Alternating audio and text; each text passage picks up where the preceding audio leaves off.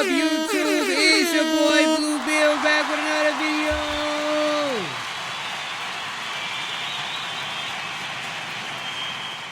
Alright, now listen. Today we finna tap in and see what happens. Today Congress has had a hearing on UFOs and UAPs. There's been a lot of people coming out saying that the Pentagon is keeping keeping away from the public that we have. Holy shit, that's just scared shit out of me. It's thundering. I guess the American public has UAPs, has at least 12 of them. You know, in a bunker, there's been people like Bob Lazar who came out and said that. But now it's other people who following Bob Lazar, you feel me, about, you know, discussing that we actually have UAPs, and people are trying to back engineer these UAPs, and they go to this little secret society, and yeah, it's crazy. It's crazy, right? So we finna tap in, all right?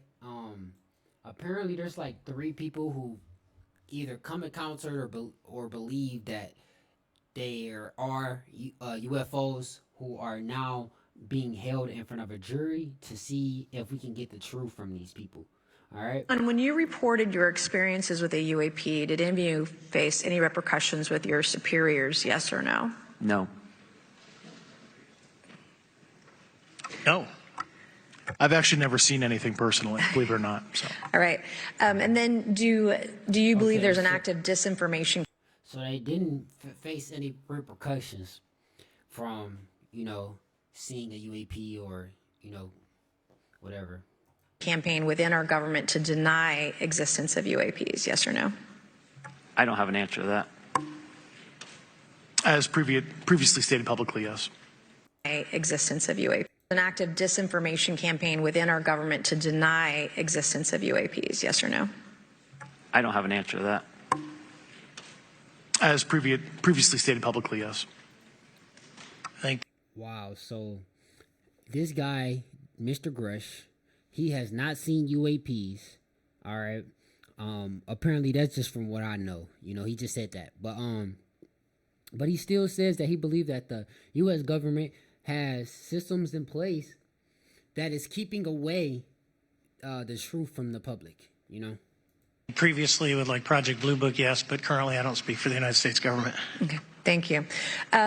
So this dude said Project Blue Book. I don't know what Project Blue Book is, but he said previously like Project Blue Book. So I guess previously they done this before, you know, and they can. I have a few questions for Mr. Graves. What percentage of UAP sightings, in your belief, go unreported by our pilots?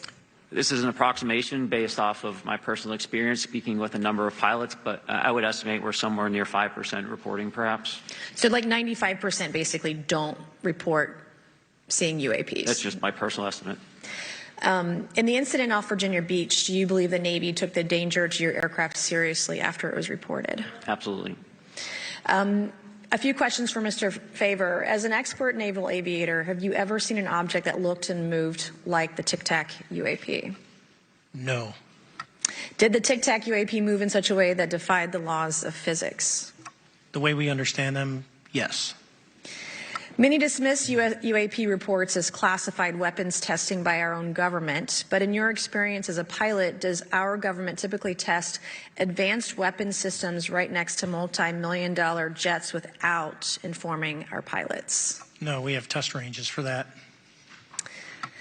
It took over 15 years for your encounter with the Tic Tac to be declassified. Do you feel there was a good reason to prevent lawmakers from having access to this footage? No, I just think it was ignored when it happened, and it just sat somewhere in a file. Never got reported. In a drawer. It happens a lot up here. Shocker. Mr. Grush, a couple of questions for you too, sir, this morning. What percentage of UAPs do you feel are adequately investigated by the U.S. government, of the 5% that are reported? I can only speak for my personal leadership over at NGA. I tried to look at every report that came through that I could triage, so. Do you believe that officials at the highest levels of our national security apparatus have unlawfully withheld information from Congress and subverted our oversight authority? There are certain elected leaders that had more information that I'm not sure what they've shared with certain Gang of Eight members or et cetera, but certainly I would not be surprised. Okay. You've stated that the government is in possession of potentially non-human spacecraft. Based on your experience and extensive conversations with experts, do you believe our government has made contact with intelligent extraterrestrials? Something I can't discuss in public setting. What? Okay, he on bullshit. Okay, I can't ask when you think this occurred. If you believe we have crashed craft, stated earlier, do we have the bodies of the pilots who piloted this craft? As I've stated publicly already in my News Nation interview, biologics came with some of these recoveries. Yeah. Were they, I guess, human or non-human biologics? Non-human, and that was the assessment of people with direct knowledge on the program I talked to that are currently still on the program. And was this... So the guy who has not seen a UAP, he has not seen an alien, he has just been informed by other people within the Navy that we have this group, and I guess these people have been there, and he trusts what they are saying, and he's the one who is the one saying that. Now listen, what's funny is this guy could be getting the information from somebody who has seen it and doesn't want to tell them, so he's telling them, and he's only telling him going off about what he's saying, but still he's still not saying enough, and he's still holding back information. So it's kind of fishy, you know? Documentary evidence is video, photos, eyewitness, like how would that be determined? The specific documentation I would have to talk to you in a skiff about. Gotcha. Yeah. Okay. So, and you may or may not be able to answer my last question, and maybe we get into a skiff at the next hearing that we have, but who in the government, either what agency, sub-agency, what contractors, who should be called into the next hearing about UAPs, either in a public setting or even in a private setting? And you probably can't name names, but what agencies or organizations, contractors, et cetera, do we need to call in to get these questions answered, whether it's about funding, what programs are happening, and what's out there? I can give you a specific cooperative and hostile witness list of specific individuals that were in those. And how soon can we get that list? I'm happy to provide that to you after the hearing. Okay. Okay. So now, we got the truth out in court. Says, Members of the House Oversight Subcommittee on National Security, Chairman Grothman, Ranking Member Garcia, distinguished members of the House Oversight Subcommittee on National Security, Representatives Burchett and Luna. My name is Ryan Fobbs Graves, and I am a former F-18 pilot with a decade of service in the U.S. Navy, including 2 deployments in Operation Enduring Freedom and Operation Inherent Resolve. I have experienced advanced UAP firsthand, and I'm here to voice the concerns of more than 30 commercial aircrew and military veterans who have confided their similar encounters with me. Today, I would like to highlight 3 critical issues that demand our action. As we convene here, UAP are in our airspace, but they are grossly underreported. These sightings are not rare or isolated, they are routine. Military aircrew and commercial pilots, trained observers whose lives depend on accurate identification, are frequently witnessing these phenomena. The stigma attached to UAP is real and powerful and challenges national security. It silences commercial pilots who fear professional repercussions, discourages witnesses, and is only compounded by recent government claims questioning the credibility of eyewitness testimony. Parts of our government are aware of more about UAP than they let on, but excessive classification practices keep crucial information hidden. Since 2021, all UAP videos are classified as secret or above. This level of secrecy not only impedes our understanding, but fuels speculation and mistrust. In 2014, I was an F-18 Foxtrot pilot in the Navy Fighter Attack Squadron 11, the Red Rippers, and I was stationed at NAS Oceana in Virginia Beach. After upgrades were made to our jet's radar systems, we began detecting unknown objects operating in our airspace. At first, we assumed they were radar errors, but soon we began to correlate the radar tracks with multiple onboard sensors, including infrared systems, eventually through visual ID. During a training mission in Warning Area Whiskey 72, 10 miles off the coast of Virginia Beach, 2 F-18 Super Hornets were split by a UAP. The object, described as a dark gray or a black cube inside of a clear sphere, came within 50 feet of the lead aircraft and was estimated to be 5 to 15 feet in diameter. The mission commander terminated the flight immediately and returned to base. Our squadron submitted a safety report, but there was no official acknowledgement of the incident and no further mechanism to report the sightings.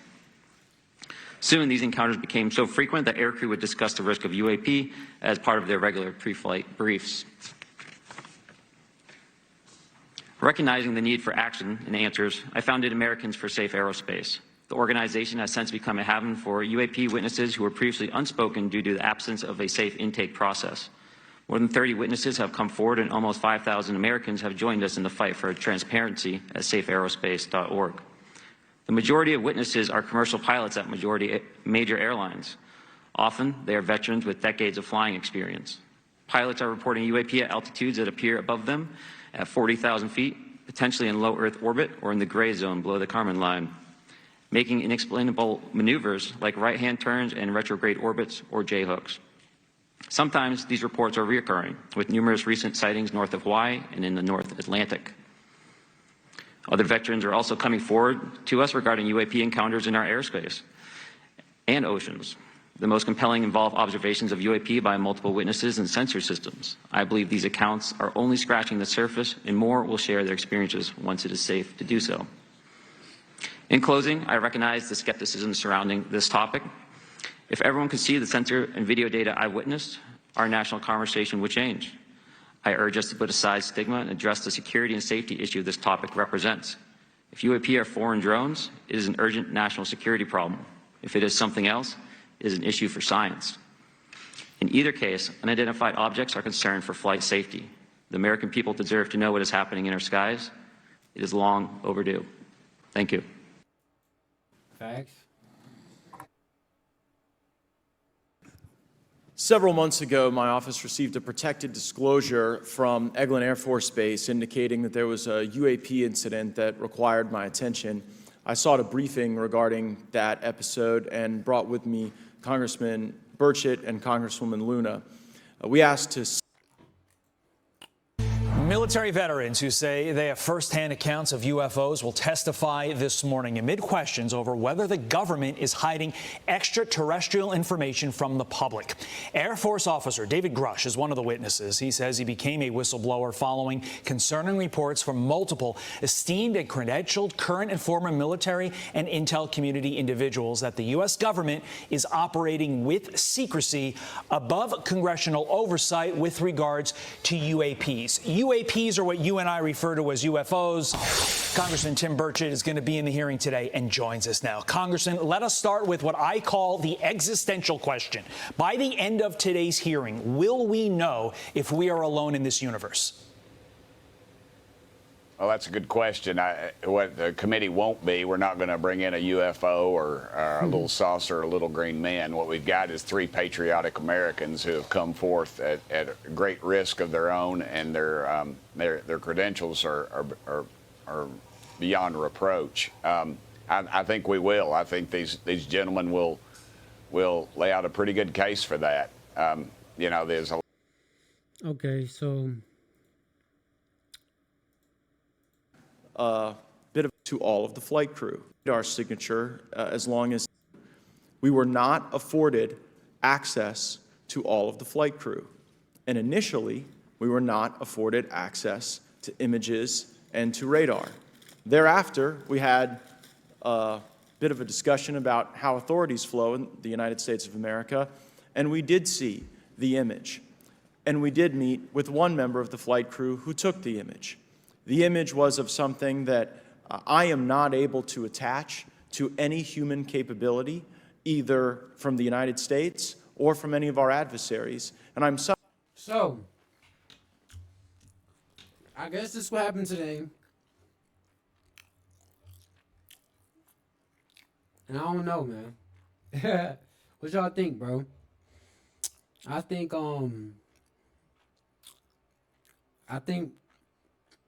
why is bro not trying to say public things, keep some things secret? He's supposed to be the whistleblower. He's supposed to be blowing. You know what I'm saying? He's supposed to be singing for the public. This is for the public. And now he don't want to say shit for the public, bro. This is for you wild out, bro. This is your opportunity.